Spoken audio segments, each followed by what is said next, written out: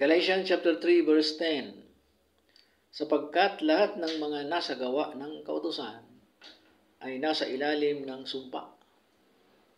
Sapagkat nasusulat, sinumpa ang bawat hindi nananatili sa lahat ng mga bagay na nasusulat sa aklat ng kautusan upang gawin nila.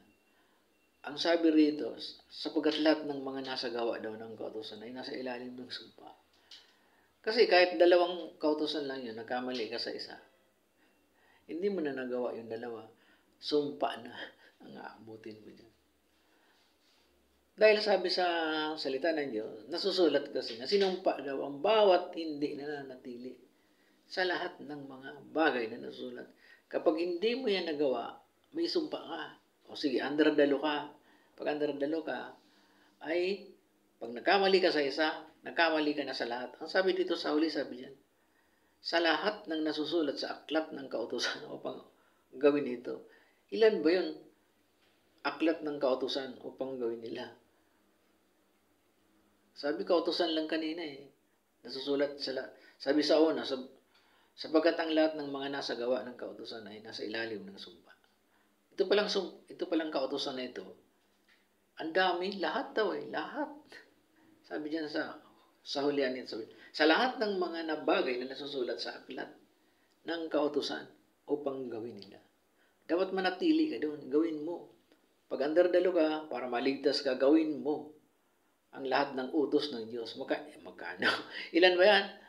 Ayon sa mga theologian, sabi nila ang kautusan daw sa nasusulat sa aklat ng kautusan upang gawin nila ay 613. O kaya mo ba yung gawin? Kaya mo sundin? Doon na lang sa 10. Kaya mo ba yung 10? Yung mosaic law na lang. Ito kasi parang Pentateuch, first 5 book of the Bible law. Yun ang lahat ng kautusan. Ang gawin nila. At kasama yung 10. Yung 10 na lang, yung 10 commandments. Hindi natin magagawa yun. Hindi natin kayang sundin yun. Magkakamali pa rin tayo doon. Hindi natin magagawa yun. Kaya huwag natin gawing paraan ng kaligtasan pagsunod sa kautusan. Hindi tayo maliligtas sa pagsunod sa kautusan. Dahil ang tagapagligtas ay yung sumunod sa kautusan. Sino yung sumunod sa kautusan? Si Kristo. Siya lang po ang tao na perpekto na kayang sumunod sa kautusan. Sapagkat ang kautusan ng Diyos ay banal at walang taong makakagawa noon sapagkat tayo ay bagsak na bagsak sa kasalanan. Makasalanan tayo. Kaya wala po tayong magagawang o hindi natin magagawang sumunod sa kautusan sapagkat tayo ay makasalanan. Kaya mayroon pong tao na walang kasalanan. Perpektong tao, walang ibang kundi ang Panginoong Hesus. Siya po ang gumawa nito.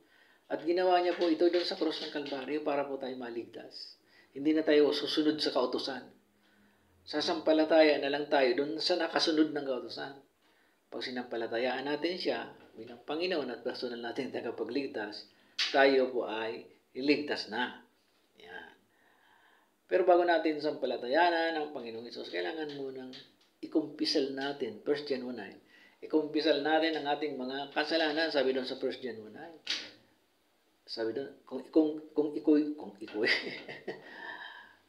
if we confess, sabi sa English, if we confess our sin, kung ikumpisal, o ipahayag natin ating mga kasalanan sa Diyos, sa Kanya, tayo ay patatawarin daw sa ating mga kasalanan. Sabi doon, lahat ng kasalanan. Patatawarin tayo sa ating mga kasalanan. Yun po ang sabi doon sa 1 John 1:9. Be sure na pag humingi ka po ng tawad sa Diyos, kinumpisal mo yung kasalanan mo, ay tanggapin mo ang Panginoong Hesus bilang Panginoon at personal mong tagapagligtas. Pag ginawa mo po yun, ligtas ka na at pinatawad ka na ng iyong mga kasalanan. Kaya lahat po ng humingi ng tawad sa Panginoon at tumanggap sa Panginoon bilang Panginoon at personal na tagapagligtas, ay pinatawad na po ng Diyos. Pinatawad ka na forever, ligtas ka forever. Sabi ng Diyos, I give unto them eternal life. Sabi sa John 3:16 nga, for God so loved the world that He gave His only begotten Son, that whosoever believeth in Him should not perish but have everlasting life. Hebrew 9:12, minsan lamang pumasok sa dakong banal ang Panginoong Hesus at hindi dugo ng guya o baka o kambing man ang kanyang dala, kundi sarili niyang dugo. At inihandog niya yan doon sa dakong banal. Nabuo sa krus ng Kalbaryo para daw tayo mapatawad sa lahat nating kasalanan. Kaya pag kinumpisal mo po yun, pinatawad ka na sa ating mga kasalanan. Anong ikukumpisal natin? Yung kasalanan natin mula pagkabata hanggang sa pangkasalukuyan na makilala mo ang Panginoon bilang personal mong tagapagligtas.